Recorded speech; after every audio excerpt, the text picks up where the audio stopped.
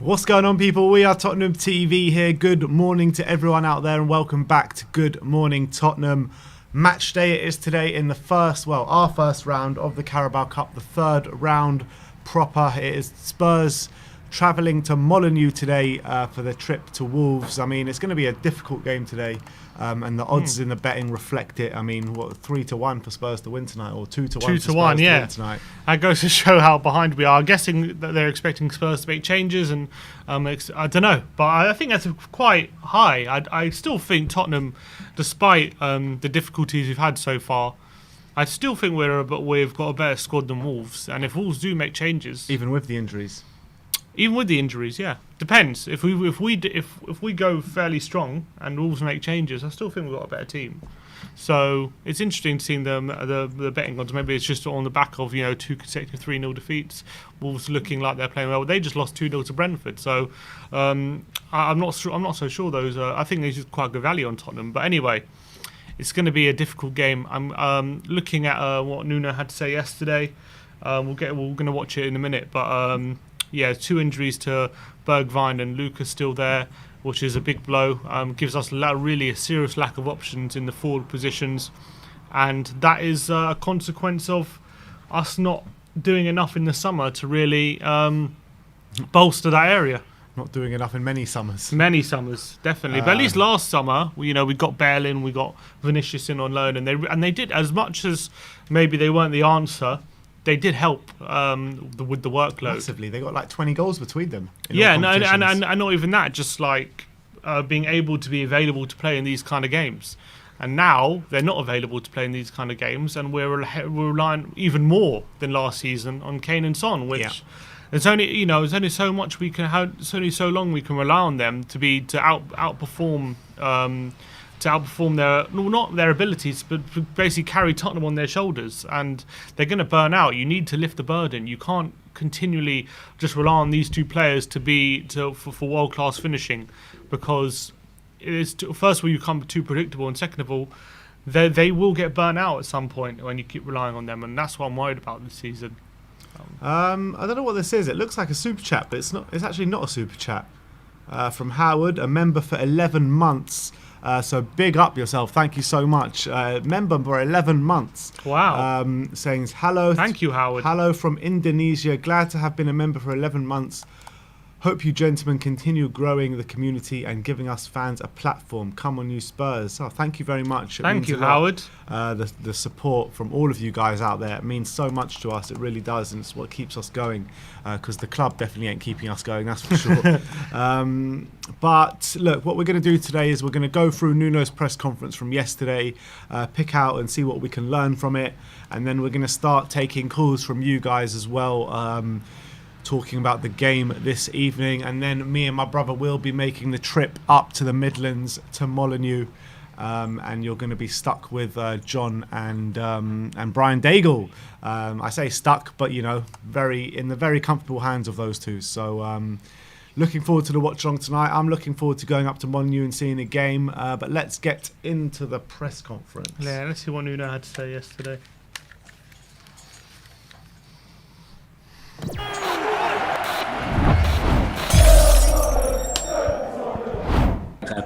Hi Nuno, how you doing? Okay, thank you. Can we just start with your team news, please? Obviously, you've got another big game coming up at the weekend with the North London derby. How will you approach this one against Wolves in terms of the amount of changes you might make? Totally different. The approach is the same. We cannot play the game on Sunday, on the Wednesday. We play on Wednesday, so let's focus on the game of tomorrow. Is the only focus that we have. Regarding team news, nothing has changed much. We still have players out and some players with some issues from the previous game that we are trying to manage, but nothing has changed much. So is it the same for Lucas Moura and Bergwijn? Are both players still missing? Yeah. Nuno literally looks worn out already. He's only been here for a month. Some people have noticed that Nuno looks like kind of depressed or like despondent in his press conferences. I have, like although it's easy to point out, but apparently some Wolves fans were saying that he's never liked press conferences, even at Wolves. So maybe you can read too much into it. But to be fair, I've seen a difference though from when he first joined in the first few press conferences to now. To be fair, all the circumstances though, isn't it? It's like everything that's happened, all the injuries, all the the Croatia thing, like all of that has probably taken its toll early on, and it's made the job so much harder. Kane as well, whether he was staying or going. Yeah, The it's summer, been problems since the day one. literally since day one. Him even just before he even came here, like you know what I mean. The manager search, him probably knowing he was like our 9th choice or something. Like it's probably all drained on him, but hopefully. He can get more reinvigorated when we start getting the players on the pitch and having good performances and stuff. But it must be difficult for him. Yeah. Well, anyway, let's get back into it. Yeah, unfortunately, yes, they will not be with us. And can I just ask you, Nuno, on Harry Kane and the fact, his lack of goals in the Premier League so far this season. There's obviously been quite a lot said about that since the weekend. How is Harry, and do you feel that perhaps, or do you have any concerns that perhaps there's anything still affecting him from what went on with him in the summer? Oh, what we are trying to do is improve, and all of us has to improve, and we have to be aware of the moment that we need to improve through the competition, because we don't have too much time. So we have to try to improve our performances in terms of goals, in terms of consistency, all these aspects in the game during the competition. And tomorrow is another chance to do it. Thank you. Thank you. Thanks, Keith. Ian Abrahams, TalkSport, please. Hi, Nuno. How are you? Hello. Nuno, is the lack of goals from open play, just the lack of goals in general, but especially from open play, how much of a worry is that for you ahead of what is a big week? The same concern and the same worry that we have, that the goals that we are conceding. We started the season very consistent, very solid, clean sheets, not scoring too much, but and suddenly the things have changed. We are not able to score and we are conceding. So he's trying to find the balance between these two aspects that we have to look for. There was a thought after the game at the weekend that Harry Kane is maybe trying to do too much. He's a world-class number 9, and that's what you need. You need goals at the moment. And yet he played out left in the first half against Chelsea and seems to be coming too deep as well. Do you have to tell Harry Kane, in a sense, for the good of the team, at the moment, you've just got to stay up as a number 9 and get me goals rather than do all the other things that he can do? Now we have to find the process inside of the team. And when I say inside the team, it's all the players. All of the players we have to tell them and to find solutions and to find the best way.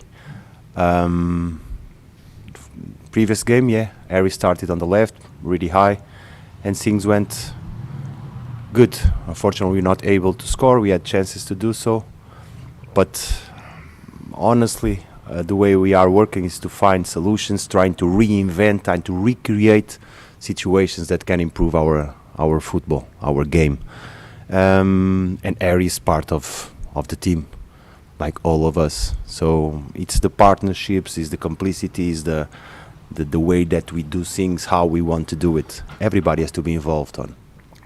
Brilliant. Well, good luck at Wolves. Pause it 1 sec. Thanks, Ian. Kane did start on the left on Sunday. Yeah. He said he think it went well in the first half. What do you think about him on the left?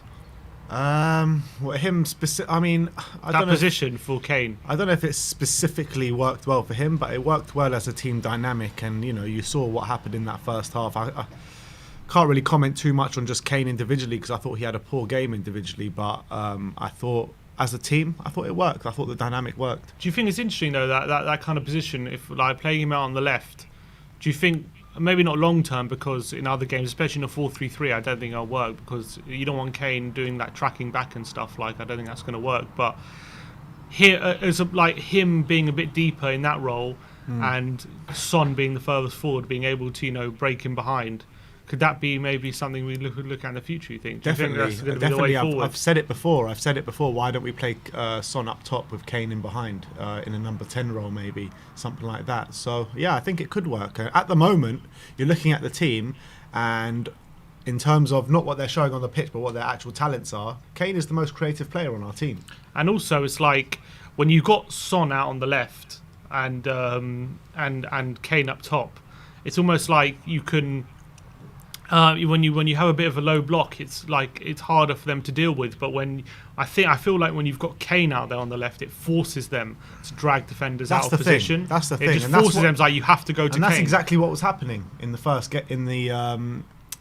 half of the Chelsea game. That's exactly what was happening. So it was like plan worked to kind of, well, I can't say perfection because he never got a goal and we weren't ever ahead, but it was working well for a time. And then obviously Tuchel done what he did in terms of the tactics and completely overdid us. But in terms of how it was working, the dynamic for the first half, it was working really well in terms of Kane dragging people out of position, Lo Celso finding Son in behind and stuff like that. Sunday, Kane on the left? Nah. No? I don't know. It's a difficult one to call. I don't think he'll do it. I think it came to Chelsea as a massive surprise. Maybe Arsenal will be looking at that and seeing what we can do. Maybe he'll spring a different surprise. I don't know. I'll consider it, Would you consider it? I'll Yeah. consider it heavily. I think it's something, and also if it's not working, you can change it again, change it back. But I think Maybe at some point. that's something to think about, because I think the pace of Son, maybe Arsenal might struggle against that up front. Anyway, I don't know. I know you put Kane on the left. Who's their right back? Arsenal, Cedric. Yeah. Tomiyasu. Oh, yeah, he started well as well. he started Guaranteed he's going to bloody score the winner this Of weekend. course he is, because we went. He's and Emerson's going to get an own goal or something. Yeah, so red card. obviously going to happen. All right, but I think it's interesting because no one really thought about putting Kane there. Nuno decided to put him there. I know it's only one game, and we didn't score. But it's just, at least I think it's good that Nuno's trying to find solutions and that kind of thing, and for the team, trying to get the best dynamic. It looks as though YouTube have started off a new thing where they're highlighting members' comments, which is nice.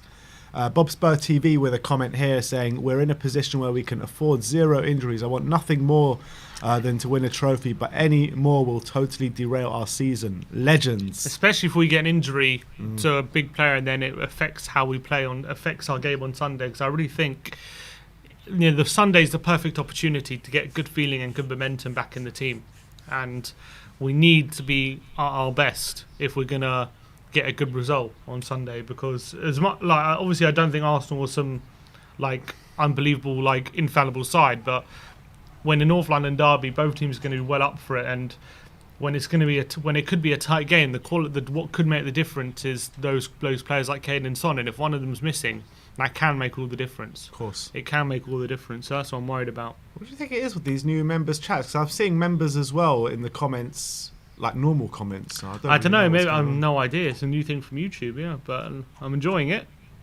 Lovely to see you, Bob, as always. If anyone knows what this new update from YouTube is, do let us know in the comments. But let's carry on with the press. Thank you. George Cummings from Radio 5, please. Anthony, thank you. Nuno, hello. Hello. Do you think Harry Kane is frustrated because of what's happened in the summer and everything that went on? Do you think that's affecting his performances at the moment? That's the past. That's the past. Nothing that we can say or do now or in the future will change the past. So what we have to do with the past is put it behind our heads and focus on the present. I noticed in one of your interviews on Didn't say Sunday no. that you said you've got a lot of problems at the moment. Are they problems that stem from the club last season, or are they problems that have risen over the summer? And can you expand on some of them problems? Problems that is public. Problems is the situation, that the momentum that we are. Problems is what we suffer during the international break. Problems is the absence of players. Problems is that we have to improve the levels of performance. Problems is that we concede goals from set pieces that we allowed. Like the first half, we played so good, then we're not able to sustain. So many problems that we have to solve. Thank you. Good luck. Thank you. Thank you. Thanks, George. Jonathan Veal, please. Hi, Nuno. We saw a picture yesterday of Stephen Bergwijn in a protective boot. Can you tell us whether his injury is really serious or not? Yeah, he has an injury on his foot, a sprain, and he twisted his ankle. It's very, very painful. And the decision was to protect his foot. At the same time, keep doing upper body workout. Try to maintain as fit as possible. But the injury, what it needs is to settle down and prevent him from feeling pain. What is very painful now. Do you think he'll be back for the North London derby on Sunday? I cannot answer you that. It's all the injuries as a process. We hope the players improve. We don't enjoy it. It's painful to see them out, but at the same time we are hopeful that they recover sooner than later and can join the group. Thank you. Thanks, Jonathan. Bruno Valerio from Sport TV Portugal, please.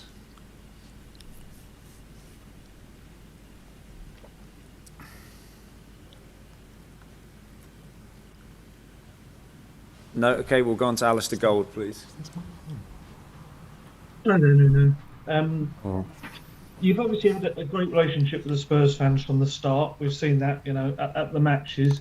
However, there seems to be a little fear, I think, among some of them that Daniel Levy, he promised that the football that he would bring to the club with the next manager was going to be open, attractive, all of that. Obviously, with the struggles in front of goal, some of the fans have been a bit worried that maybe that isn't going to be the football they're going to get. Is there any message you can kind of give to the Tottenham fans that obviously you want to play attractive football? I wish I could, but I'm a honest person. I think we have to look at what happened, and the message. I think this is not the right moment, but I will do it so because I think. You'll try to explain. We started the season with a lot of situations that players are away, and we build a way. We build how we wanted to do things, and we did quite well in the first matches of the season. And I recall the atmosphere was huge. Of course, when things happen and we have problems and results don't appear and performance don't appear, the momentum goes. The good feeling goes away, but this is what we have to realize, and we have to find a way to go back again. Our fans deserve much better than what we did on Sunday. I was really pleased, and I think them also, our fans were. With the first half was a lot of positives, and the second half was not good. So we lost that chance to recover the good feeling among us. But what I can tell my message is clear. We are working very hard. We are working very, very hard, and the players are committed to it. And we are positive. Like I said to you, it's about trying to build during the competition. We don't have too much time on the training ground. It's during the matches, and the players are committed. The things are gonna gel. We're gonna play better, and things are gonna improve because this is what we realize. Our reaction to our problems is hard work, is commitment, is helping each other, is how I work with everybody involved, and this is the right path for us. So Nuno Espirito Santo, Tottenham, as well as that hard work, though, there will be goals and there will be creation and things like all the stuff they're looking for. We have to find a balance, Alistair. We have to find a balance between in our game. If you want me to talk about the game against Chelsea, all the positives happened in the first half, and we can share a lot of things that were okay, and for sure the fans were happy. In the second half, we didn't do things. We open ourselves. One concern that we have, of course, is when we concede first, we are not able to react. The team is not strong enough to go and give a good response. A lot of things that we have to improve on, but what we saw is what is moving us forward in the first half. This attitude, this willing to go, and really nice football with the quality and talented players that we have. When they start to gel, I'm positive it's going to be good. Just the last one from me. I mean, you said about the training. What do you think of that response? Do you think he's... Well, first of all, let's talk about the question, because that's probably the best question that anyone's asked in any of Nuno's press conferences, because they've all been such rubbish questions. Yeah. Alistair Gold, credit to him, because that's what everyone wants to know. These are the questions that everyone wants to know. And I think credit to Alistair Gold for asking it, because, you know, all these questions that Nuno gets asked, they just get so, like, same, like, oh, Harry Kane this, Harry Kane that, injuries this, injuries that, or just complete rubbish questions, you know what I mean? That's no relevance to anyone. This is what we need to get down to. These are the crux of the matter, you know what I mean? And I think that his answer was good. I believe it was good. Like, yeah, he's saying the obvious, isn't he? That it's not good enough, and we want to be better, we want to be playing better football and stuff like that. So we'll have to wait and see, won't we? It's hard to know from an actual answer from a press conference. I know, because he's always trying to be a bit diplomatic, isn't he? A bit, like he's always giving a political answer, not giving too much away. But when he always talks about finding the right balance between, you know, attack and defence, and do you think he was hinting maybe at the beginning of the season when he said, you know, we had to find a way of playing with what we had at the beginning of the season, and it was going quite well and the atmosphere was good, but then obviously we've lost our feeling. But do you think, like, he was implying we played a certain way because of the players available, or do you think he was implying that was the why we were playing that kind of way, or do you think he was saying that's like how we start the season kind of thing? I think it is. He is implying in terms of the players we have at our disposal, because right at the beginning of the season, you know, no Tanguy Ndombele, no creativity, like in terms of personnel, never mind in terms of the setup and everything like that. So I think that he is kind of playing to the personnel. I genuinely believe that. And, you know, Jose Mourinho said similar things, didn't he? Where when he had this team, you know, he said he always wanted to play on the front foot, but couldn't always work out like that. Do you think he's right? Once we start to gel, we're going to see a bit more of attacking football from Spurs? Yeah. I think there are signs of that already, although we lost to Chelsea. The first half, there were good signs. I mean, you couldn't get more positive than that first half against Chelsea. And the selection as well, you couldn't be more positive. Exactly. So I think signs are good. I think that since Ndombele has been back in the side, we have created more attacking lineups. Rennes was a more attacking lineup, much more attacking lineup than Palace, and Chelsea was as well. So I think that what I like about Nuno, he's trying things to make things work. He's always trying things. He's not just sticking with the same mundane thing week in, week out, and, you know, seeing if it carries on to work like some other managers did. I like the way he's trying things, implementing new things, bringing in new players, bringing in players that were out in the cold. So yeah, I think there are a few good signs with Nuno. Obviously, the first 5 games of the season have been a bit of a letdown so far, but I think the signs are good that he's always trying to change things. Yeah, and once it starts to click, I think, as he said, we have such a lot of talent that once we start to click, and if we do find that balance, I think we are going to be a hard team to stop. I really believe that. I think we are team. And I think it just takes time. People, I know there's such a lack of patience. I'm even watching a Spurs YouTuber yesterday. Don't want to say who it was, but no naming and shaming. No, I don't know. But he's like, he was like talking about Nuno. He's like, he's like, look at the first 5 games. I don't know where Nuno goes from here. Like, I don't know where Nuno goes from here. I'm like, mate, it's 5 games. Like, honestly. Like, get a grip. Literally, like, I don't understand how you think like 5 games is representative of how someone and it's not only 5 games. It's not only 5 games. It's 5 games where everything has conspired against him. Yeah, everything out of his control. Things are everything out of his control that could have gone against him pretty much has gone against him. Yeah, and obviously he's not done. He could have done things a lot better. We're not saying that there are obviously flaws to what Nuno's approach, but you've got to be patient. You've got to give him time, and more than 5 games. Like, to start like saying where does he go from here, that kind of stuff. It's like, come on. I don't think you can't fully judge a manager at least 6 months to a year, in my opinion. Obviously, if he like loses his first 10 games, then there's a problem. Yeah, that's something different. But we haven't done that. We won our first 3 games. Yeah, I'm saying, like, he has to be able to give him time to find, as he said, because we're in the Conference League, because all these things, you actually don't get that much time on the training ground now. When you're in both competitions, it's very, very difficult.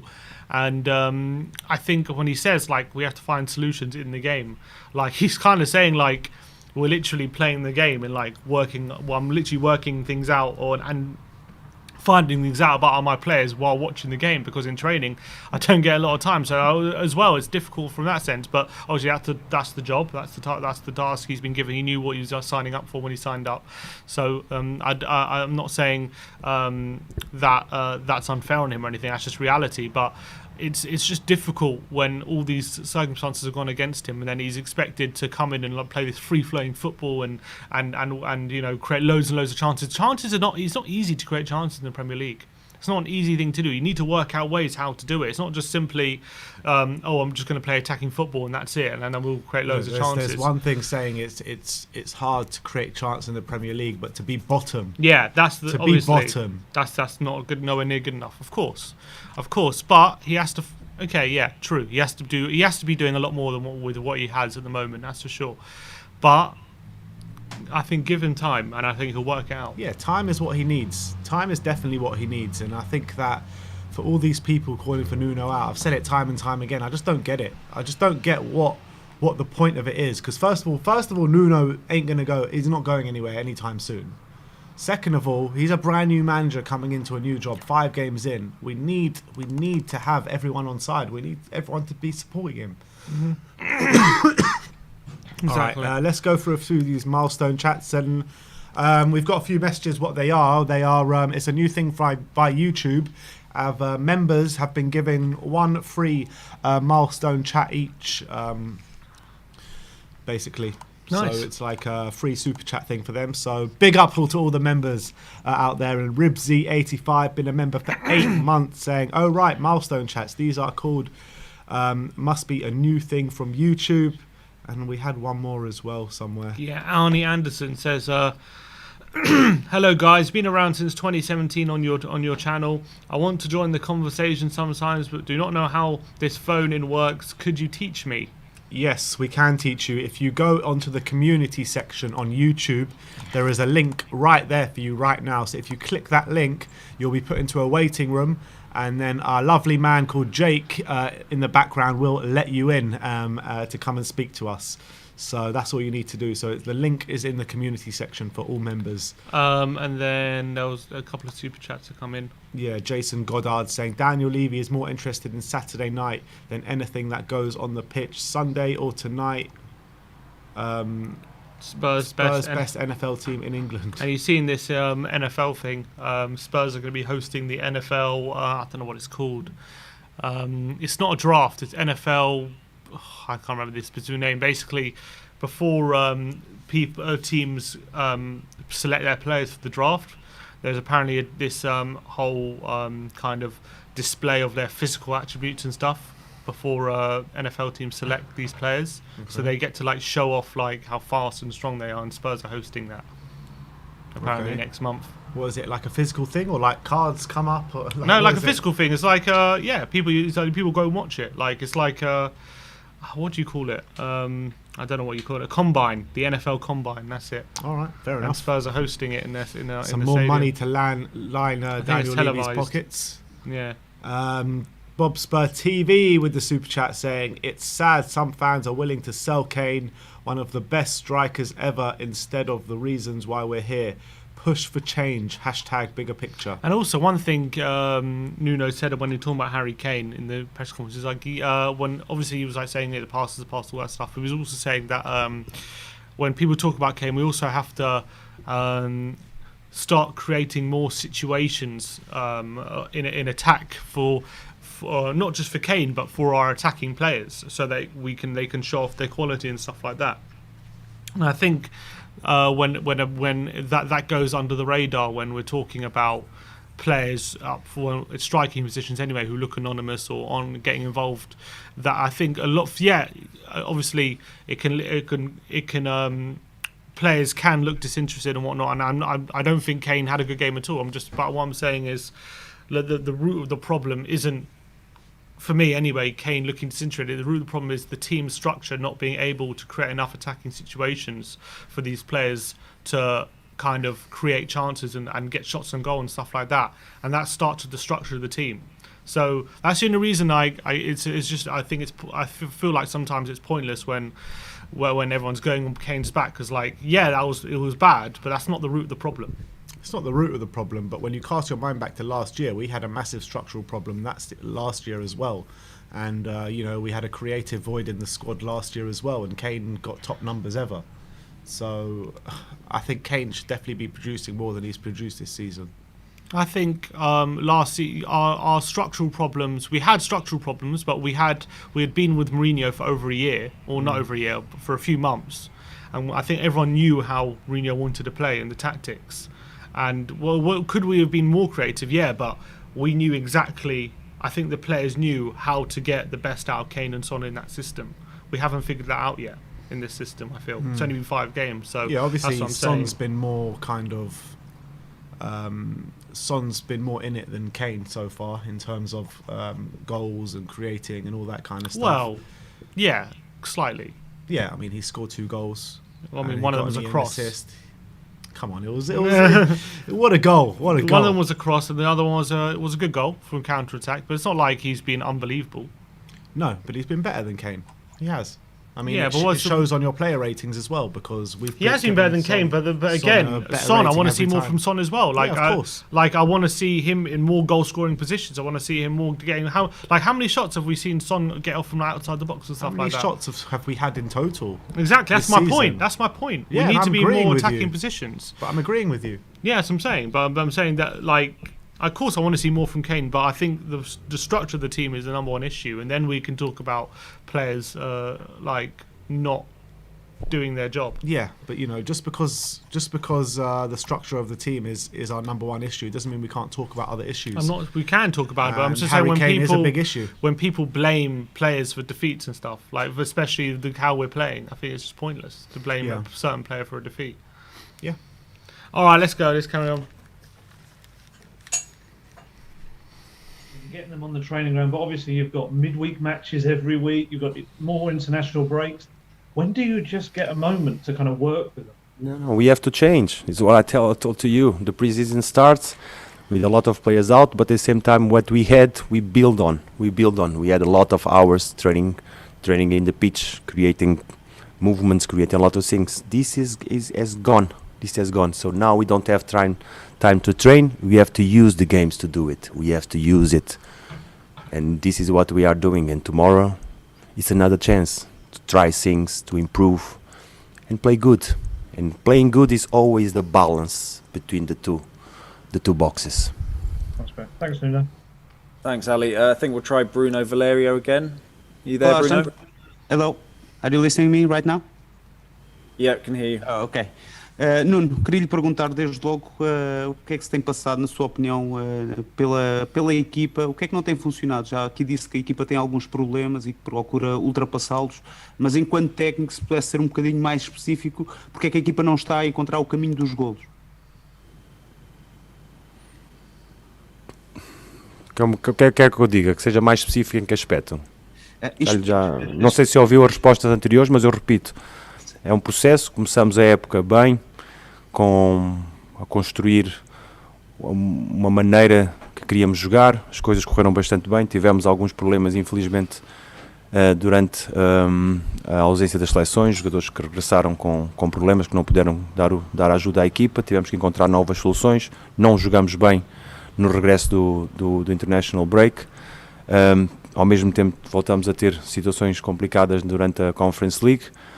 Jogamos muito bem na primeira parte contra o Chelsea, não tão bem na segunda parte, e é o que nós chegar ao ponto de analisar e saber o caminho que temos de percorrer. O caminho que temos de percorrer é o que nos move, não olhar para o passado, olhamos para a frente, e o que queremos tentar amanhã é jogar como jogamos na primeira parte, repetir as mesmas ações, ser mais consistentes, ser mais acutilantes e decisivos no último terço, e voltar a construir a solidez defensiva que queremos. Pode implicar mudança de jogadores, pode implicar mudança de sistema, pode seja o que for, mas o que estamos é empenhados em tentar mudar.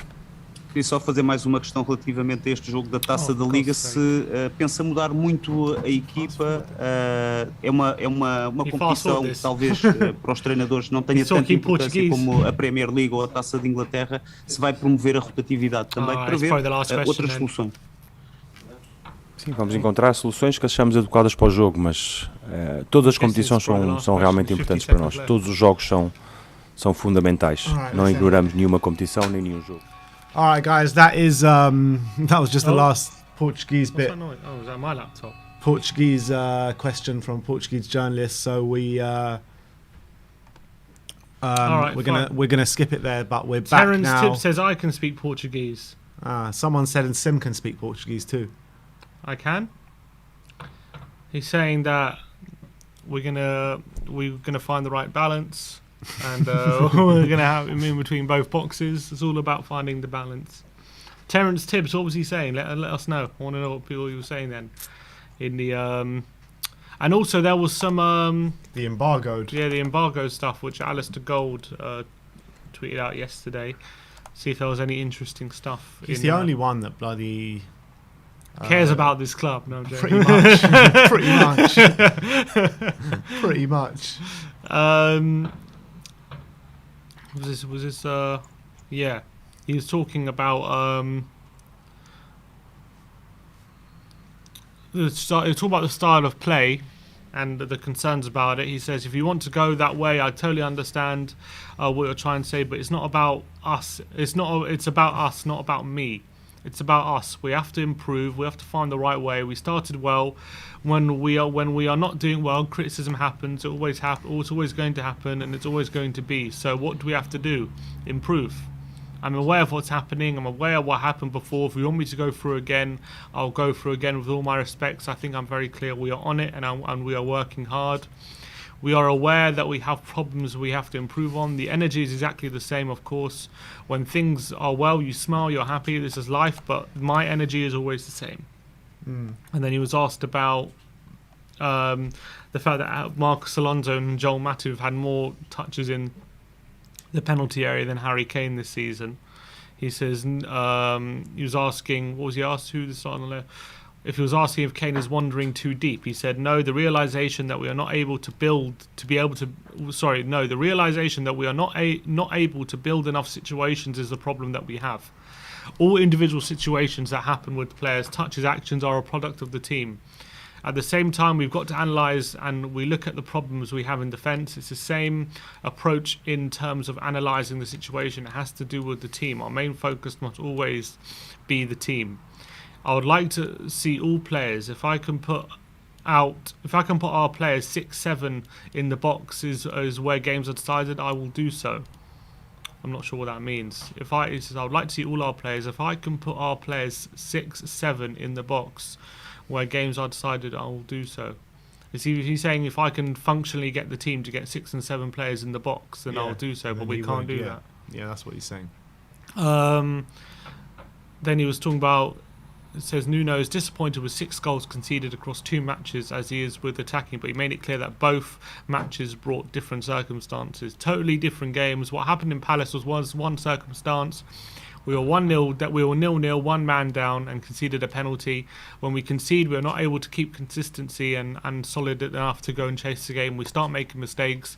We create too much distance among ourselves, and that's a problem. On the game against Chelsea, fantastic first half. We could spend a lot of time speaking about it.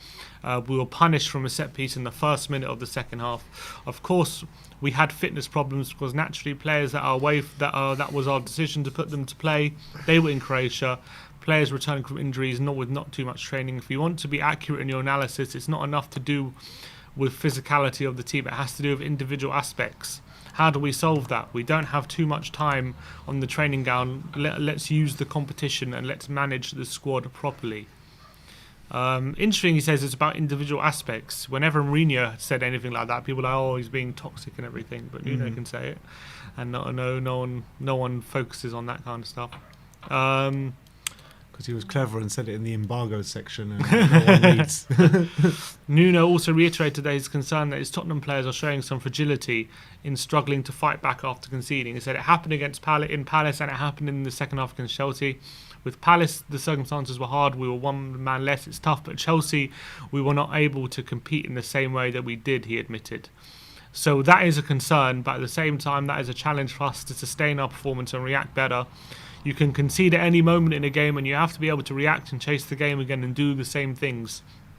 not creating distance is the most important aspect. When the team opens and players start getting far from each other, it's much harder to recover the ball. And that's absolutely right. I think when he talks about distance, that has definitely been a big problem for us over the past couple of years or so. How we use, like under Poch, we're very compact. The whole team almost moved together up and down the pitch and stuff like that. Right now, it seems as like if you cast your mind to the second half against Chelsea, like we literally had like the front line like just over the halfway line, and like everyone else was like so far back. Like the distance was crazy. It was the same at Palace, same at Palace as well. And that has been a problem for a long time. And we've seen it under Mourinho as well, when we score and we all drop back, and then there's only like one or two players up front, and they seem so far away from the rest of the team.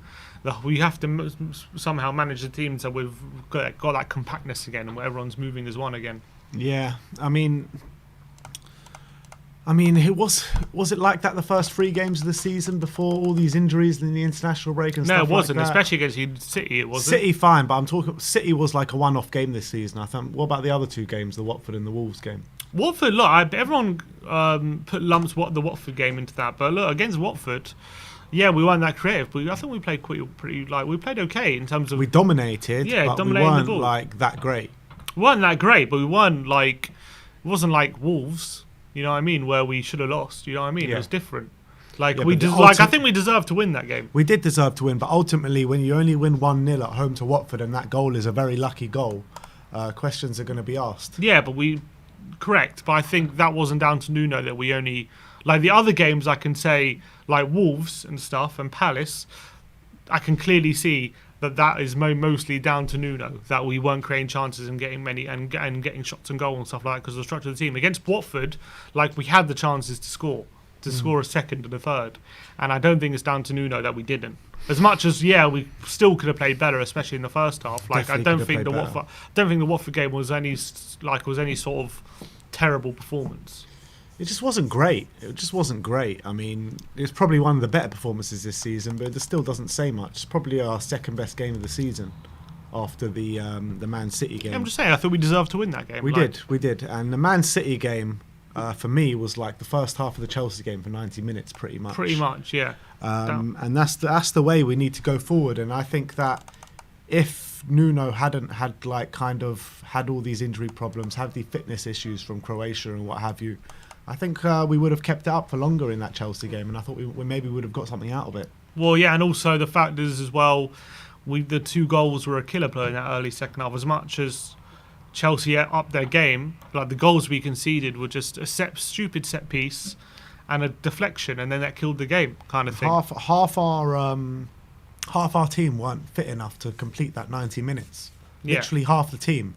And not only were half the team not fit enough, we didn't have any options on the bench. And there's one thing when you're not fit enough, but you can kind of I feel like when like for example against City, like when you're either in the game or you have something to hold on to, you can kind of, the adrenaline can kind of keep you going, and you can run on like you can get like a second wind or a third wind, and you can it can take you through a game when you've got something to hold on to. I think mentally it's a different aspect, but when you concede goals like that, and I think physically and mentally it can drain you a lot quicker, and that's why it's probably a lot more difficult for us to get back in a game under those circumstances than it is for us to hold on to something. So if we would have got a goal in the first half, I'm not saying we would have gone on to win, but I'm saying that I think you would have seen a difference in mentality in that second half. Yeah, but I do think, especially after we conceded, I still think the fitness would have caught up with them and we would end up losing the game. Maybe not as convincing as we did, but I still think we would have gone on to lose the game or maybe draw the game. But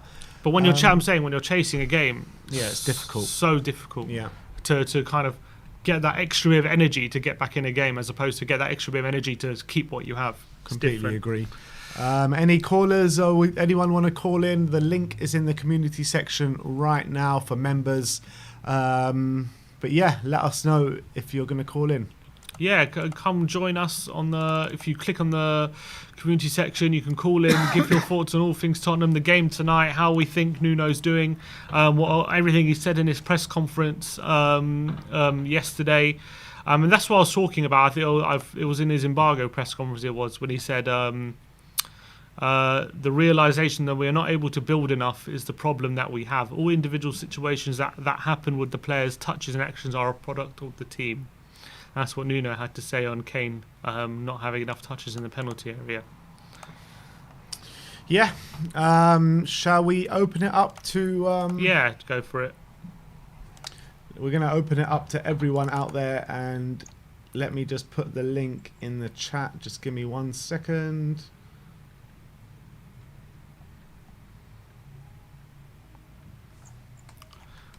All right, bear with us. There has been a bit of breaking transfer news, not Tottenham related. What's that?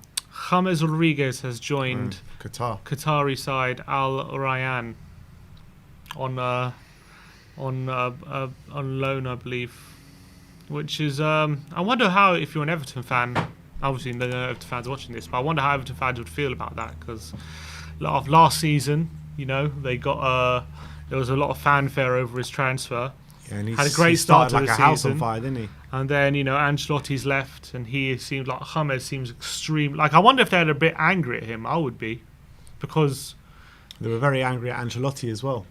Yeah, I can understand that, but like James, like, he was part of the squad after the transfer. Like, you'd rather join a Qatari side on loan than play for Everton. It's nuts, isn't that it? That is a spit in the face, I think. It is a spit in the face, but how much is he getting paid over there? Well, I don't know if it's on loan, and then they're probably just covering his wages. Is it a loan deal? What did Romano say? Romano, he tweeted about it. Is it a loan deal or permanent? If it's permanent, I agreed to do. Yeah, maybe it is permanent. Medical ready. Yeah, salary payment agreed with EFC. Oh, so they're paying his salary. I don't know. I don't know if it's permanent or loan. I'm not sure if it's a loan or not. Don't know if anyone says, but I feel like that is like that's so disrespectful. I feel like from James. It is. But and also, did you see the clip at the beginning of the season when he's doing some like Twitch live stream or something? And obviously he's still an Everton player at this point, and he was asked like, "What do you think of what your prediction for the Everton game on Saturday or something?" He goes, "I don't even know who they're playing." Oh yeah, I did see that. I did see that. That was. Yeah, and I'm like, geez, like, wow, what has gone that wrong for him? Like, and it's like, as much as we complain about like Ndombele and Kane and stuff, they never did anything like that. You know what I mean? No, but like, come on, man, have some respect for who's paying your wages. You know what I mean? No, but it's not just that. Like, have respect for like fans who literally thought you were like gonna come in and be like a big player for them, and like very excited about your arrival and really appreciate how good of a player you are. And like, he just doesn't. He'll never get a big move again. He just doesn't care at all. His career's finished. Let's go and bring on our first guest of the day, Dion. Dion Dublin, is it? Deontay Wilder? Not quite Dion Dublin, guys. Dion, how you doing, mate? I'm not too bad, mate. Yourself? Yeah, good, thank you. Good, thank you. How are you feeling about the game tonight? Are you any confidence? I think it's going to be a hard game. I haven't listened to you guys this morning. I was working, but I listened to your conversations and your show yesterday about the Wolves game. For me, the big mistake was the Conference League. We should have definitely just ignored that. It's a new competition. Nobody really cares. No one's going to give us any credit, even if we do win that competition. That competition is just a ticket to the Europa League. That's how I see it. And we can achieve that just by focusing on our league finish. Is it not better to have your eggs in more than one basket? You know, if the league campaign doesn't go well, Conference League, you know, the opposition that we will be playing is very poor. So, I mean, maybe it's an easier route to get into the Europa League? I don't think it is with the squad that we have. I think it's much easier to just focus on the league, use the quality that we have, and try and finish as high as we can. But the thing I wanna talk to you guys about today is our recruitment policy in the last few transfer windows. Sorry, or lack of. Yeah, anyway. Well, I have a list of names here that written down in the space of what, 2 minutes. So we've got Doherty, yeah, Bergwijn, yeah, Ndombele, Lo Celso, Sessegnon, Jack Clark, Brian Hill. Actually, I'm not even gonna mention Hill and Roden, right? right. Do you think any of these guys are currently not performing, but giving to the team what it was expected of them to do? Not yet. No. That's 200 million pounds of investment, guys. Yeah, but when you got to look at it, like Tanguy Ndombele, the talent he has, I mean, it's hard to take up a signing like Tanguy Ndombele when you're offered him like 65 million. When the guy has absolute supreme talent. I agree. I believe Giovanni Lo Celso does as well. I agree as well. And I think Lo Celso will actually come good. But as it stands, we've signed these players and they're not ready to offer anything to the team. Correct, right? Yeah. So I'm not saying these players are not good, by the way. I think Bergwijn's a good player. I think Sessingen's a good player. I think they do have the potential to be good players for Spurs. But if you're in charge of signings, surely you have to take these things into consideration with future perspective and what they're ready to offer to the team right now, right? Yeah. Who was responsible for these signings? Was it Levy? Was it Hitchin? I think it was Hitchin, was it not? Isn't he the guy responsible to? So I mean, there's a transfer committee, isn't there? So I mean, I think that it needs to get signed off by Levy and Hitchin and the manager as well. I mean, Jose Mourinho was part of that transfer committee last year as well. Well, I don't know. It's just a shame that we keep signing these and to be fair, we keep signing players and they come to Spurs. I don't know. I'm not really sure it's their fault. Maybe it was a management issue or a player development issue, and that's why I think we need to give Nuno some time. I agree. We need to give them the time because he hasn't really got the any time to work with these group of players. You know, when Nuno was asked about Harry Kane yesterday about his lack of touch, he was asked why he's coming so deep, and he was asked about the fact that Alonso and Matip have had more touches in the box in the penalty area than Harry Kane has this season. His response was the realization that we're not able to build enough situations is the problem that we have. All individual situations that happen with the players, touches, actions, are a product of the team. Do you think? What do you think about that answer? Do you think Kane has to take a lot more responsibility? We just have a very sorry. I just think that we have a very a weak creative midfield at the moment, and he's having to come deep to create, and that's not working now anyway because Son hasn't really been in the team, and just the overall combination of the lack of creativity in midfield. So that means Harry has to drop, and then there's no one really up there to be at the end of these chances. And just a combination of all these things are creating our problems. Really, don't get me wrong. I don't think the football has been good enough, but I don't think you can judge him when he's just been left with Skip and I think Nuno ideally would love a fit Ndombele and a fit Lo Celso at his disposal and Højbjerg. I think that's what he'd like.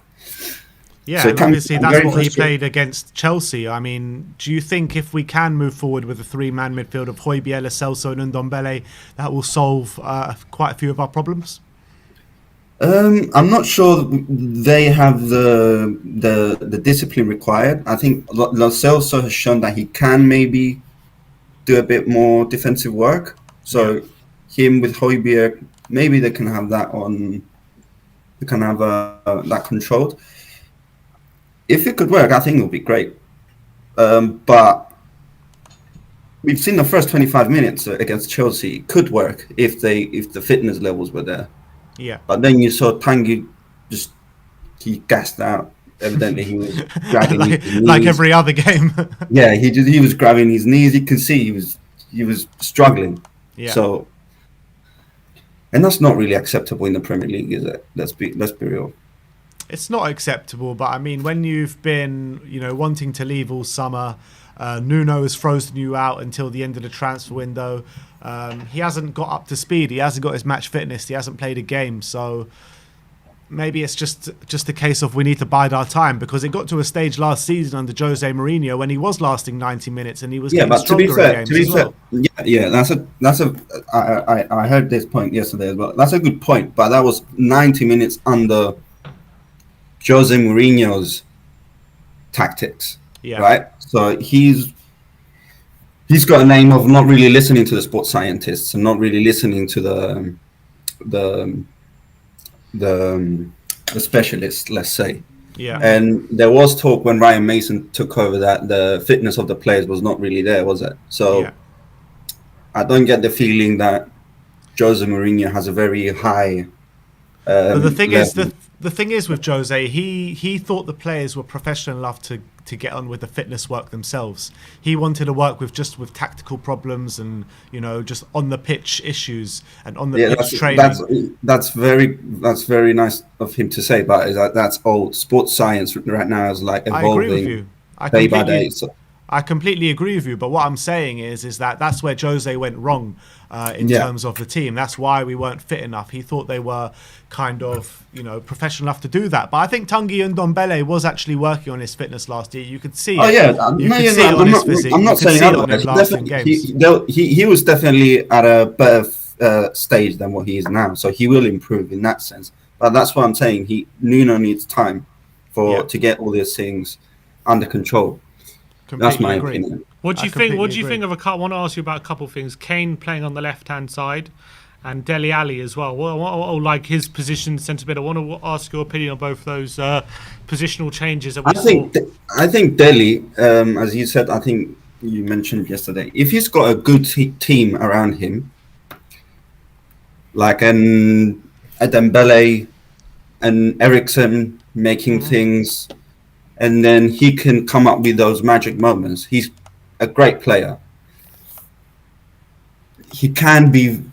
That's why he was scoring 18, 20 goals a season, because he was just popping into the box in the right moments and scoring. But late runs into the box. He's not the player to create or grab the game by the scruff of the neck and create things himself. He's more of I need a team that's going to play good football, and put me in that team and I'll perform. Mm-hmm. That's my opinion on Dele. Yeah, and I think that's spot on. And I think you saw when Christian Eriksen was in his pomp at Tottenham, how many times did they link up together? How many times did Dele Alli get onto the end of a Christian Eriksen cross, a Christian Eriksen through ball? And unfortunately, we don't have those kind of royalties anymore. We need players that are gonna contribute to the team to the best of their ability. Yeah, we don't have those kind of luxuries, let's say, to have Dele in the team right now. I don't feel. Yeah, I kind of agree with you at the moment, and I think that when he's in the centre of midfield, when he's battling in the centre of midfield, I feel like he's just not contributing much. And he's contributing. He's not contributing anywhere in the field right now, Dele. The past couple of years, let's be real. He's come to Spurs. He was performing at a very high level, and right now his level has dropped dramatically. It's like it's not even close. It's hurting the team. It's very obvious to see that it's hurting the team. Yeah, I agree. But that being said, we don't really have that many options. No, we don't have any options. That's the problem. Yeah. And once we get a Giovanni Lo Celso and Tanguy Ndombele really up to speed, really up to fully fit, then we will have different options on the team. Exactly. But right now, we don't. Right. Yeah, I think it's early still to judge the team. I don't think it's as bad as we make of it. I think we will play some good football this season. I'm not sure where we'll lie when the league finishes, but I'm confident that we'll see some positives coming at the end of the season. This season, sorry. All right. Dion, before we let you go, what's your score prediction for tonight? Mate. I'm going to go 2-1 Spurs. All right, I'm liking the confidence. Come on. Thanks for coming on, Dion. Spurs. See you soon. See you soon, Dion. See you later, mate. Nice. Thanks for calling in. There's a bit of news coming out of the Premier League. Apparently, an announcement is set to happen later today.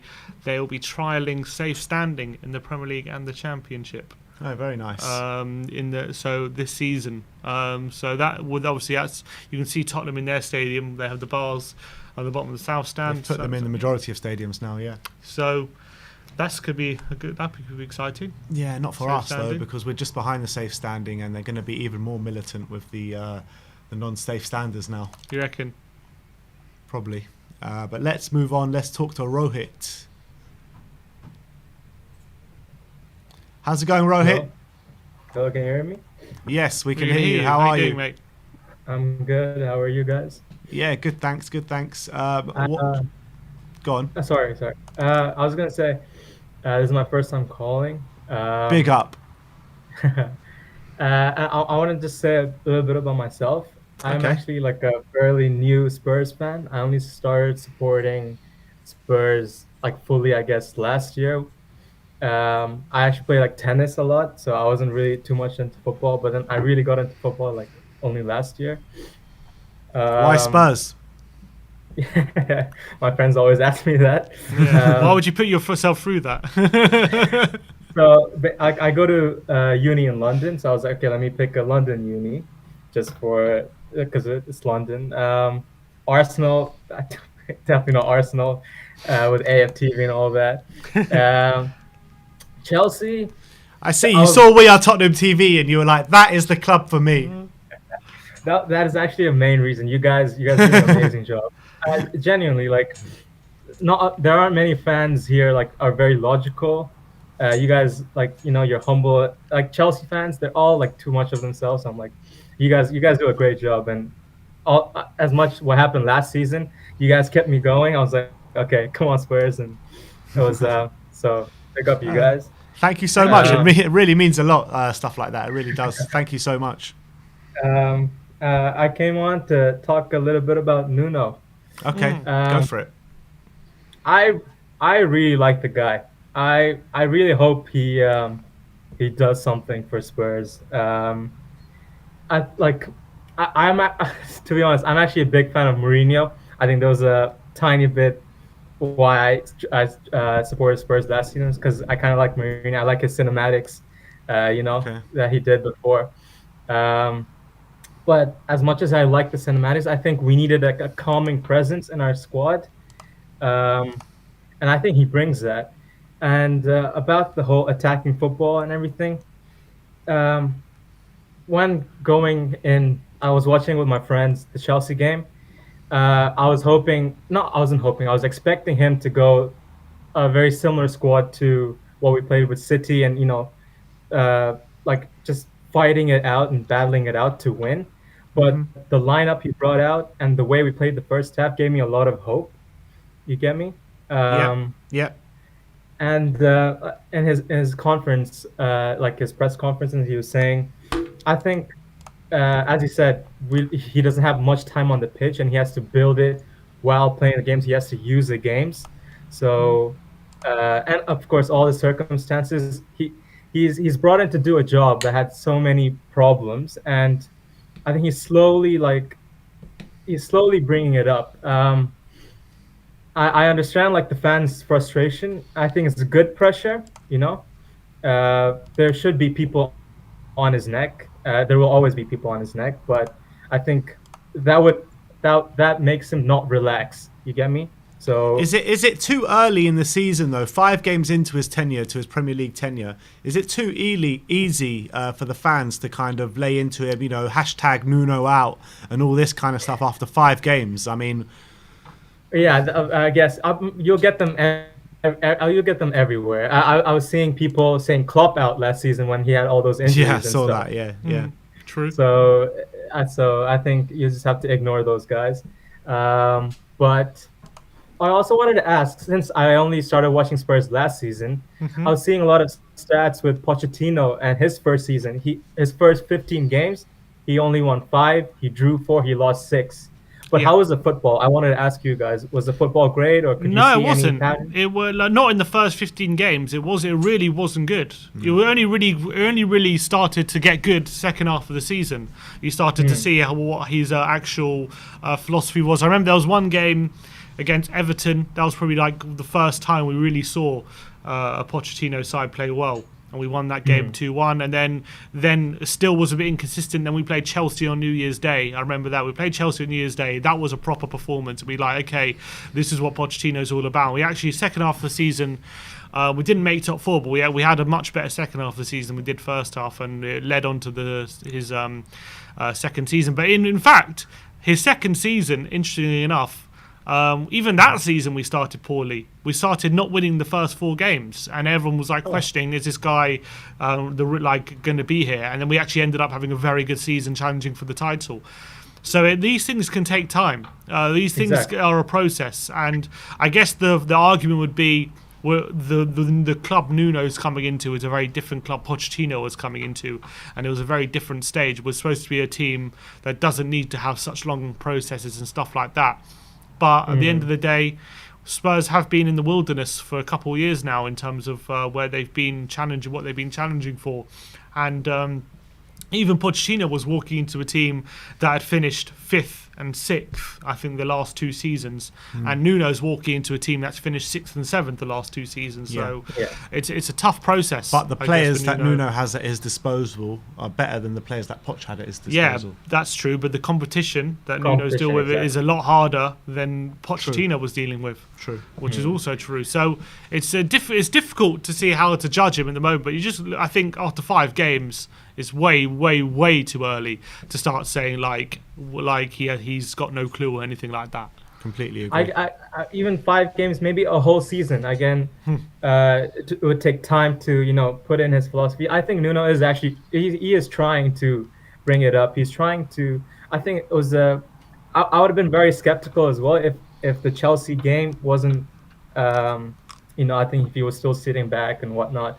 But I think that first half really gave me hope. So that's why I still think he can do something. Ali Gold was saying, I think he was saying about like a Villa game where it took a Harry Kane deflected free kick to get us into like a momentum going. So we might need a bit of luck. We haven't been lucky at all. The thing with even last season, we started off really well. I was thinking, December time, my first season ever, and I was like, we're gonna win the league. But don't worry, Rohit. The more the years go on, the more cynical you'll get. Exactly. But yeah, I think like Mourinho, that Liverpool game where we lost 2-1.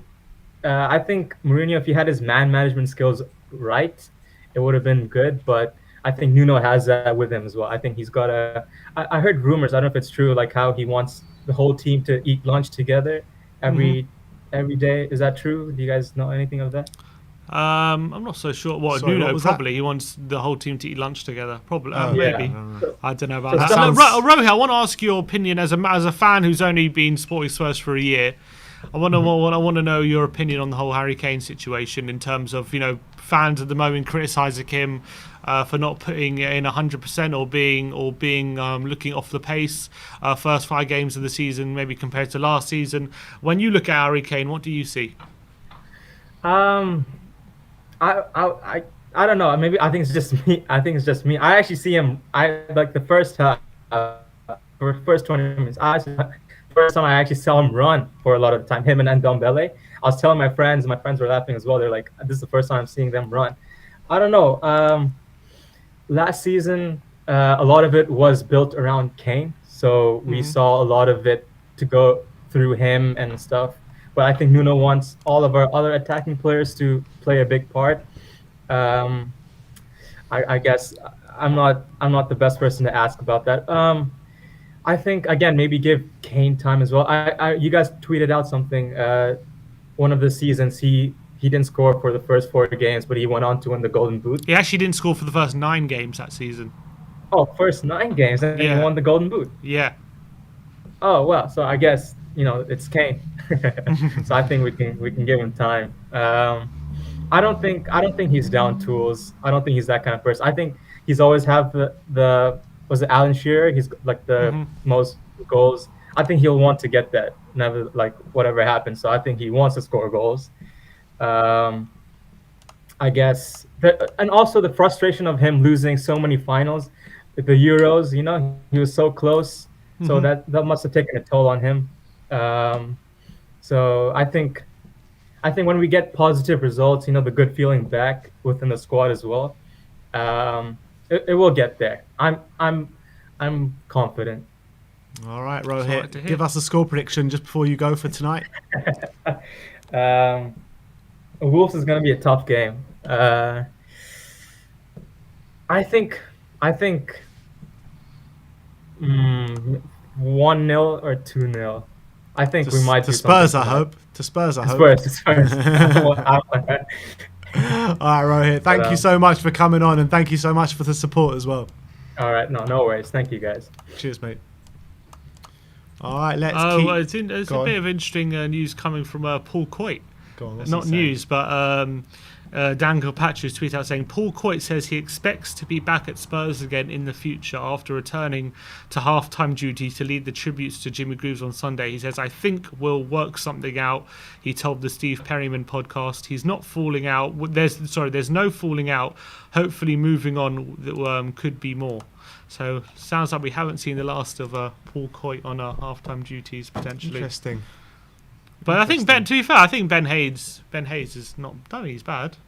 He's not bad, but I think just Paul Coyte is doesn't have. Yeah, Paul Coyte has that kind of personality. He's got such an authentic feeling, Paul Coyte. Yeah, it was great to see him back. I'm not gonna lie, it did warm my heart to see him back. Not gonna lie, I missed it. But you missed it. It did warm my heart to see Paul Coyte at half time on Sunday. I do think Hainsey. I don't want to bash him. I think he's doing a good job. I think he's actually pretty good. He is good. He is good. And he's doing a very good job. But it's just not the same as Paul Coyte. Of course, but if once Haynes has been there for 5 years or something, I'm sure not going to be the same. But I'm sure he'll develop his own kind of style, won't he? Yeah, definitely. Let's bring on Nathan. How's it going, Nathan? Hi, how's it going, guys? Yeah, good, thanks. Good, thanks. How are you? I'm good. Where are you calling from, Nathan? I'm from Sri Lanka, but I live in Kuwait, so... Okay, welcome to the channel. Is this the first time calling? No, this is the third time. Oh, third time. Wow, thank you so much for calling in again. What do you want to talk about today? I want to talk about Dele Alli because, I find him the most frustrating player in our squad. Like, he always goes for tricks and things like whenever we need a goal or we are trying to win a game, like he always tries to nutmeg a player, and he always does it. It's so frustrating. Nathan, do you mind if I ask how old you are? I just want to gauge whether you remember Dele Alli like when he was, in his peak. Just so I want to know if you're 13. I'm 13.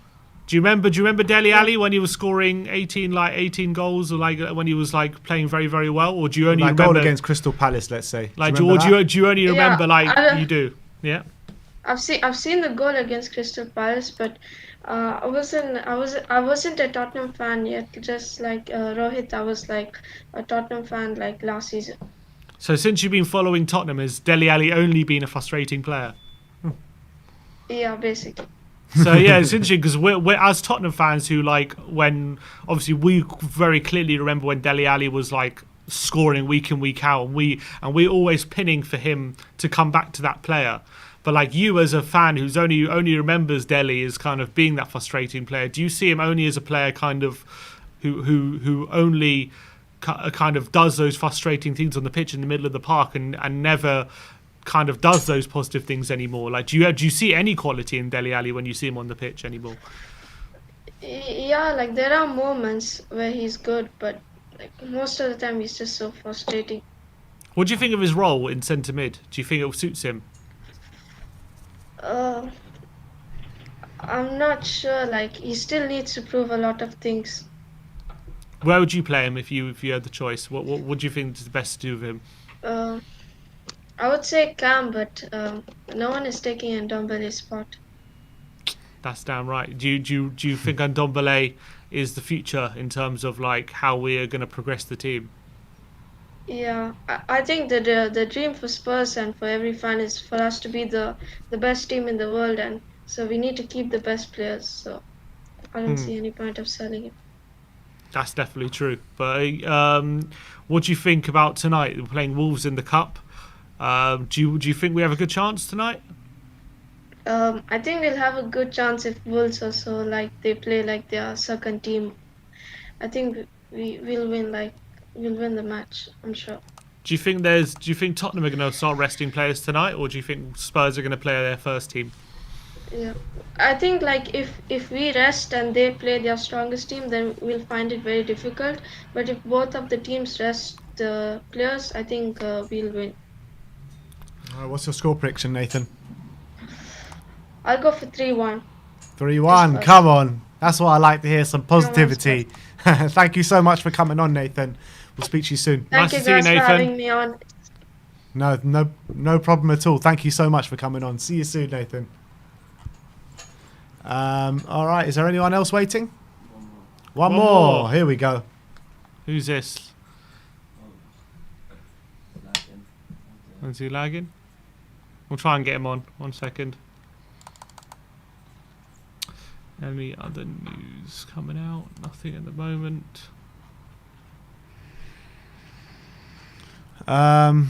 We've got Gold K in the back. Gold K. Just 1 second, we're going to bring you on. Mr. Gold K, how are you, sir? Hi, is he mute? Are you on mute? 1 sec. Can't hear him. We can see you, can't hear you. No, he's on mute. I think he's on mute. Might be your end, mate. It's definitely his end. Yeah, it's your end. There's a setting on the stream. You have to with the microphone. You have to just untick it or something. There you go. There we go. We can hear you now. Can you hear me? There's a setting on the stream. Yeah, I'm getting feedback. Are you playing it on a separate stream? I can hear myself. You can hear me? There's a setting on the stream. Yeah, I think we're going to have to. I can hear myself. You got yourself open on another stream. Oh, he's got that. Yeah, so close it. You have to close the other stream. Hello? That's better. That's better. There you go. I can hear it. All right. We're good. I can't. Hear I can't hear him. No, I can hear him. Oh, there's a bit of a lag. Hello? There's a bit of a lag. That's why. Try speaking. Why is that? Oh, there you go. Oh, I think it's better now. Mr. Gold K, how are you? I'm good, sir. I've become fans of you guys. I won't lie, in the last 5 months, you guys have actually made me re-love the game again, made me follow Tottenham every day. I'm watching you guys every day, so congratulations on your channel.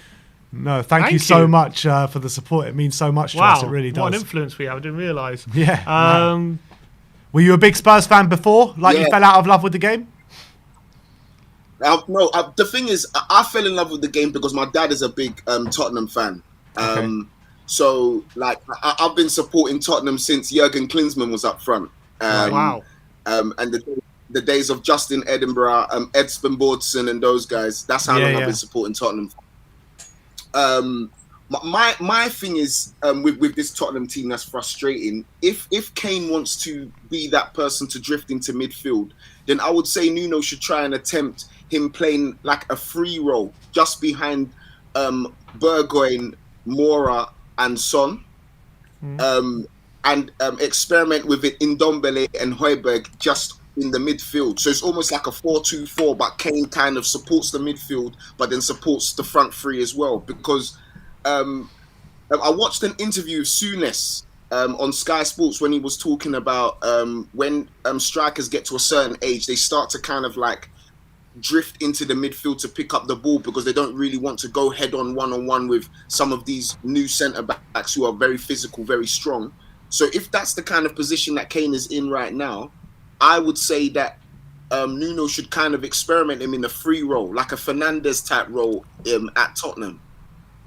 Yeah, I think that could work. I really do. But the only thing that worries me about that is a two-man midfield of Højbjerg and Ndombele, because we saw that a lot last season, and we hardly had a midfield last season. It got bypassed so many times. We got dominated in midfield so many times. So I would worry about a two-man midfield of Højbjerg and Ndombele. Okay, so then what would you think about like a Tanganga, Sanchez, Romero back three, with maybe Højbjerg supporting them in front, and then two midfielders, maybe like a Lo Celso in Ndombele playing in front of them, and then three up top? Is that one extra man? Is that too many men? I think that's one extra man. It's like a 3-1-2-1-3. 3-1-2-1-3. But then you need a right back. That means we're playing with no goalkeeper. Really? 3-1-2-1-3. No, it's not. That's 10. Oh, that's 10. But we got no fullbacks. Oh, right, no fullbacks. Yeah, okay. So I see what you mean. Yeah, no, because the things I really do think that right now, I can't, not that I can't see Kane getting back into form, but I just feel like he's kind of experimenting in a position where it leaves us exposed up front. And not saying that we can't rely on Son all the time, but like Son likes to run with the ball and run behind the defense. And the only reason why he would get away with it, if you looked at 2 seasons ago or even last season, he would do it because Kane kind of puts pressure on that last man, so he can kind of run behind the defense, as opposed to now it's like no one is there to even support that run. That's true. But what did you make out of his position on the left on Sunday when he started out? What did you think of it? I mean, the thing is, like, see, if we had Vlahovic and you want to put Kane on the left, it makes sense, because then what it does is it drags defenders to follow Kane because they're scared of what Kane will do, and it would leave another front man free to punish the team. But right now we don't have that. Like it's almost like we're like let's be real. Son, Mora, these guys are support strikers. They're not out and out strikers. So do you not think Son can do a role there? I mean, he's done it quite often in the past and scored goals. Yeah, he can, but he can only do that if Kane's on form. Interesting. Well, like the thing is, like, because the thing is, one thing that we've also got to understand is, you see, if Kane is not scoring, at least he's assisting, or he's providing, or he's fully involved in the game. In the first few games that we've had, you kind of seen that he's been a bit redundant, a bit slow. He hasn't really been as sharp as he is, because more time he'll put pressure on the defenders, which will allow some of our other players to kind of back him. Like, if he doesn't get the ball, somebody else has got it. It's like almost 2 man to 1 person. But it's like right now, it's like Kane is not really doing that at the minute. He's not as sharp as he is for England. Yeah, but also is it also a consequence of the team as well? We're not creating enough situations, are we, to attack? We ain't, and I feel like at the like even though Højbjerg's played well, I haven't really seen him go as forward as he did last season. And Ndombele is obviously somebody who's just come into the fold, so it's like he's still trying to find himself. I mean, it was encouraging to see him, especially in the first half against Chelsea. But obviously you can tell that he's not match fit, and I guess everybody's still trying to get used to Nuno's new system, especially Ndombele, because he's been frozen out. So I guess for us, we have to kind of give Ndombele time, because we know what he's capable of when he is on form.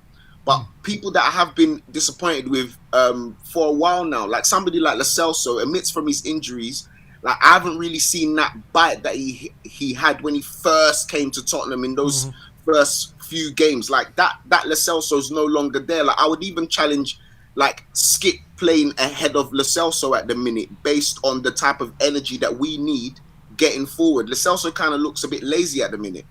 Interesting. What in terms of tonight, Carabao Cup, we've also got the North London Derby on Sunday. What kind of team are you thinking are we going to put out tonight? I feel like I feel like this. I don't really want to say it, but I feel like this type of game is a game that you can play Ali. I'm not saying you can't play Ndombele, but I would say that Tanganga shouldn't play in this game. Just to kind of give Romero another run out, because even though like Chelsea was the first game that he played, but obviously they're just not got back from the night before from Croatia.